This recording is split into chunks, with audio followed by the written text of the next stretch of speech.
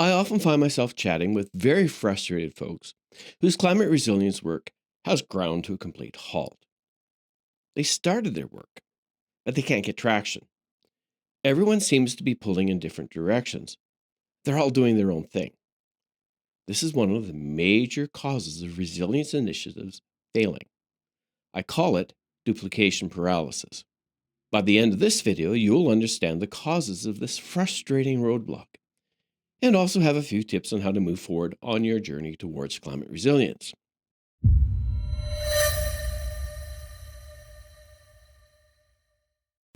Traditionally, organizations have structured themselves into divisions, and each division has specific jobs, objectives, and performance metrics. It's highly efficient. It ensures that staff follow clear guidelines tailored to their own specific role. And for the most part, it works well. So well, in fact, that it's been used for generations. However, it can cause problems when dealing with issues that just don't fit cleanly into any one division's responsibilities. And when this happens, the issue is worked independently by different people. Effort is duplicated.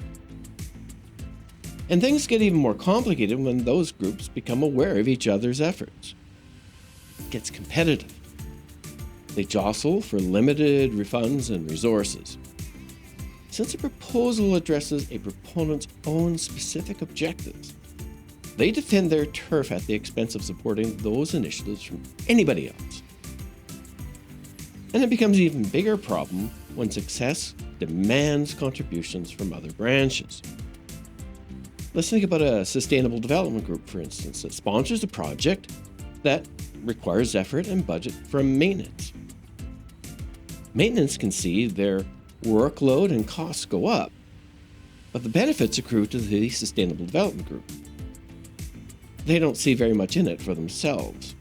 Sometimes we call this siloed management, but I believe it's more subtle than that. I see it as duplication of effort resulting from a lack of clear organizational objectives regarding climate resilience.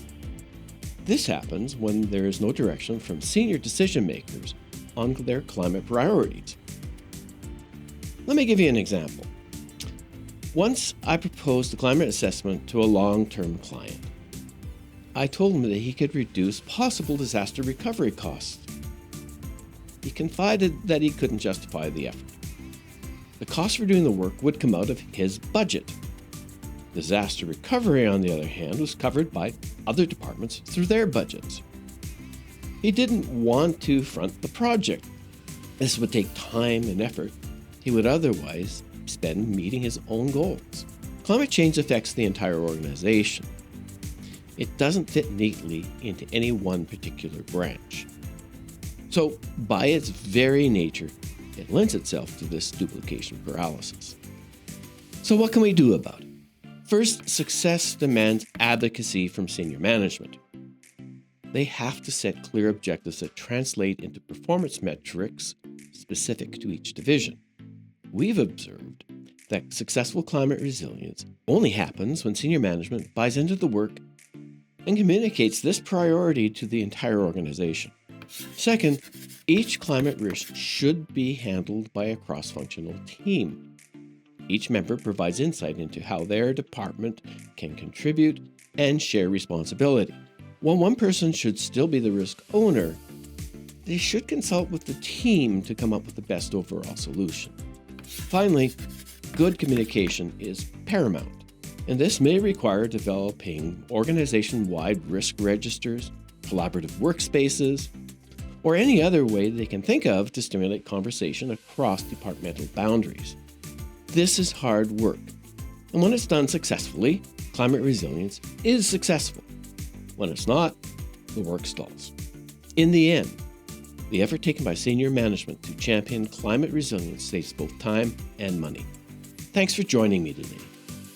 If you would like to learn more about climate resilience, check out some of our other videos. I've provided links above. Until next time.